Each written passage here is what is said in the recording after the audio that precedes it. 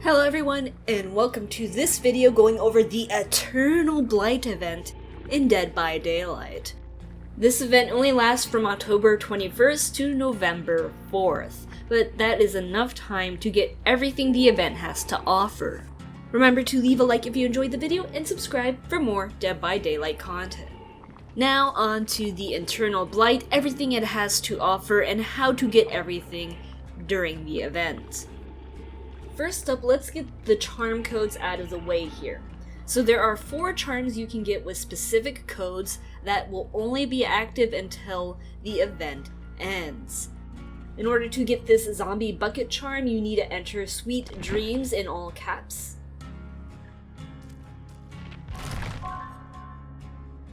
And to get the Blighted Jack charm, you need to enter Eternal Blight in all caps. Now there are 2 more charms we do not have the codes for yet, and that is the Dwight Crow charm and the Trap-O-Lantern charm. In order to get the Dwight Crow, you basically have to watch Dead by Daylight content creators or fog whisperers, and then look out for code giveaways and try to enter the code as fast as possible in order to get them. Each code has 10 uses, so just because you don't get the code right away doesn't mean the code is useless. Most big Dead by Daylight streamers will have access to these codes, and all Fog Whisperers will have codes to give out as well. So currently some Fog Whisperers you can check out are Polyester, The King, Cauliflower, Vincent Vega, Scorpions, Sammy J, and Stream Dad, just to name a few. If you want a full list of Fog Whisperers, then I will put a link in the description below showing you who all the Fog Whisperers are. Theoretically, getting a code shouldn't be too hard as long as you remain persistent by looking out for the code. As for the Trap-O-Lantern code, we will get this on Halloween during the Twitch Rivals stream. They will release a special code, and this code will have unlimited uses, similar to the Sweet Dreams and Eternal Blight code I mentioned earlier. So I will post that on my Twitter and YouTube community page as soon as I know about it, which gives you another reason to subscribe to my channel. Moving on to the next big thing that you guys need to know about is that there are login bonuses for logging in every single day. So if you log in from October 24th to October 30th, you will get 500 iridescent shards and 20,000 blood points every single day you log in. So that will be a total of 3,000 iridescent shards and 120,000 blood points. Logging in from October 30th to November 1st will award 2,750 iridescent shards and 100,000 blood points for a total of 5,500 iridescent shards and 200,000 blood points. And logging in from November 1st to November 4th will award 500 iridescent shards and 50,000 blood points every day for a total of 1,500 iridescent shards and 150,000 blood points. During the event, all of the currently released event cosmetics will be 9,000 iridescent shards, except for the Ghostface one, because of course it is licensed. These daily login bonuses will basically allow you to buy at least 1 full cosmetic, or maybe even 2 if you already have iridescent shards saved up. I guess Behavior heard about all the uproar players were having about not being able to unlock a cosmetic for free with the serum you get from the plants, which I agree, that was super lame on Behavior's part. I don't know what else they expected when they have done that previously for us. But anyway, let's move on. There are new Blight themed cosmetics. As I just mentioned, we have Ghostface, Blight, the Legion,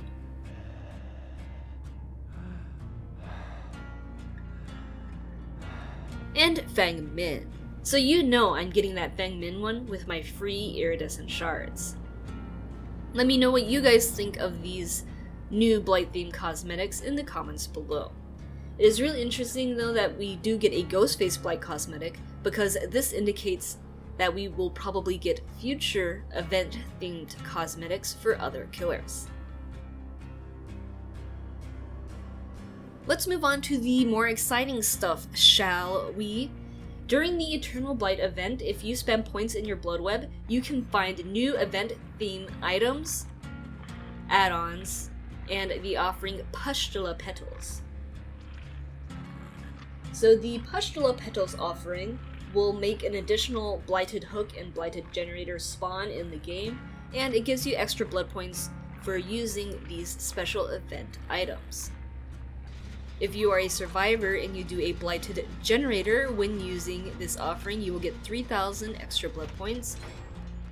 And if you're a killer and use a Blighted hook, you will also get 3,000 extra blood points. Now, if you do not use a Pustula petal offering, you still get 1,000 blood points for doing these Blighted generators and Blighted hooks, so they are still worth prioritizing just for the extra blood points. And I know you are all wondering about the Pustula plant. Well, unfortunately, you can only spawn these plants in through the archive objectives. And if you look in the archive, we have a sectioned off area here full of objectives just for the Eternal Blight event. You can only do these objectives during the Eternal Blight, I believe, so make sure to get them done before it ends. And doing these objectives will give you some lore about the event itself. Personally, I think the survivor objectives here are way easier than the killer ones, so I would do the survivor ones first and maybe not worry too much about the killer one if you are having trouble doing it. Now, all of these archive objectives just give you some bonus blood points, and if you do spawn in a Pustula plant, it will give you 4,000 blood points for harvesting it. Unfortunately, that's all the plants do for us in this event. They just give us bonus blood points. Now let's talk about the items and add-ons in the event. So as always, we have the spooky flashlight and spooky medkit, but brand new event items that we have now are the broken bulb for the flashlight and the refined serum for the medkit. The broken bulb says it causes the flashlight to flicker, moderately increases the beam's visual brightness, moderately increases the blindness duration, and moderately increases the spookiness. And this add-on stacks. Now, this broken bulb is just a copy of the Tear Optic add-on for flashlights because the effects of both of these are the same. And the spookiness is just the flashlight flickering during the game like this and making a sound. Personally, I think the idea of this add-on is cool, but the usage of it is terrible. The flickering flashlight just makes it really hard to aim because you cannot see the beam half the time. So, while it is nice, I would recommend not using this. As for the refined serum for the medkit, this one could actually be a little OP. So what the refined serum says is, press the secondary action button while healing to activate the refined serum. When you use the refined serum, it will moderately increase the speed of the survivor for 20 seconds. During this time, the survivor leaves behind a blight trail. Now, when you get the speed boost, you do not get the haste stats effect on the right side of your screen, so I wonder if it could stack with other speed increasing perks, such as Hope. But really, the base effect of this add-on is really strong, a 20-second speed boost. That is huge and can be very essential in making a chase last longer. If you time the usage of this add-on correctly, you could make a chase last another 1 or 2 minutes, or even kite the killer for the entire game. The speed boost is quite significant, and it felt like I was going super fast when I was playing my survivor.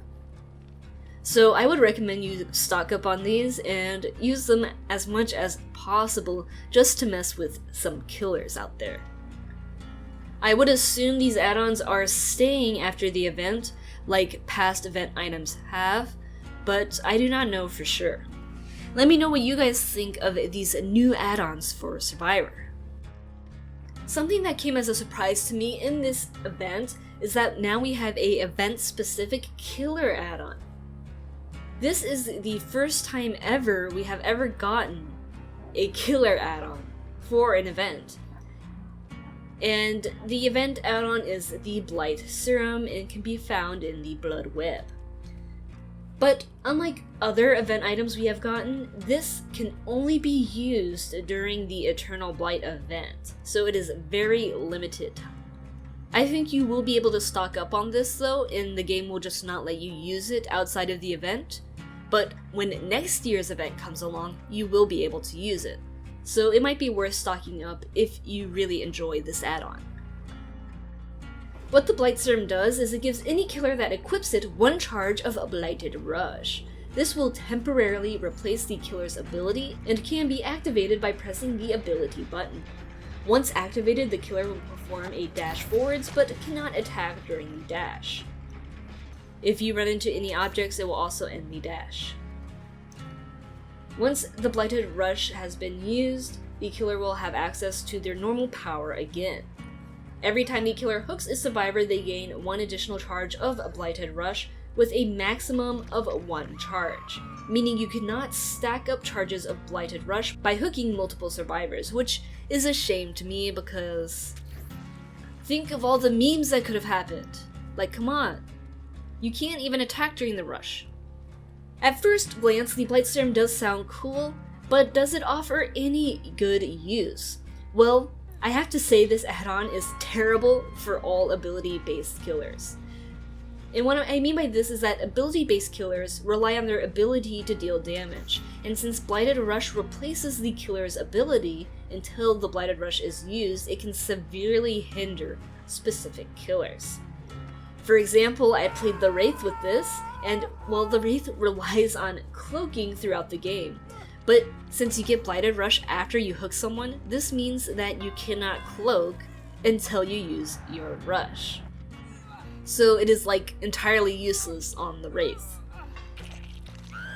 So I recommend that you do not run this add-on on the following killers. Wraith, of course, as I mentioned, Hillbilly, Nurse, Huntress, Michael Myers, Leatherface, Spirit, Legion, Plague, Ghostface, Oni, Deathslinger, and Pyramid Head.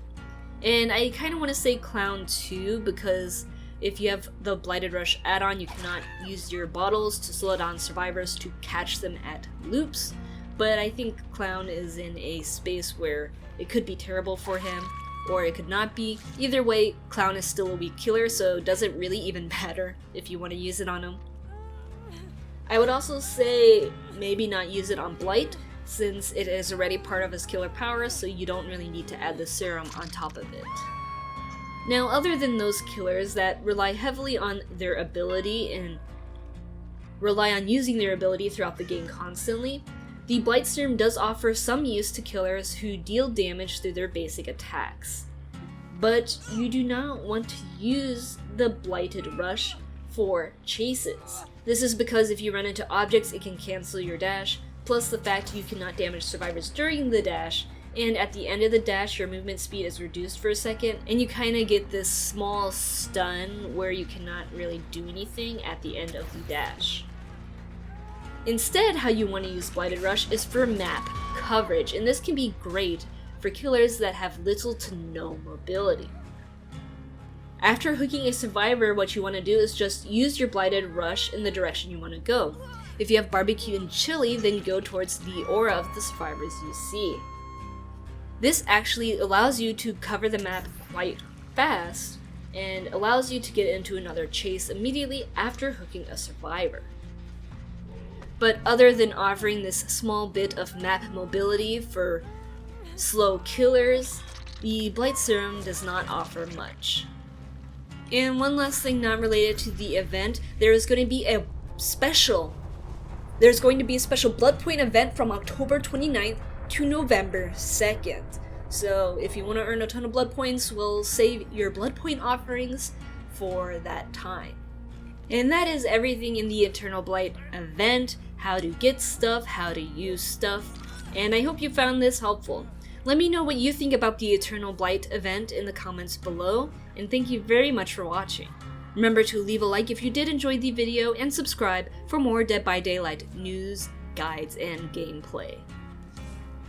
As always, good luck out there in the fog, and see you next time.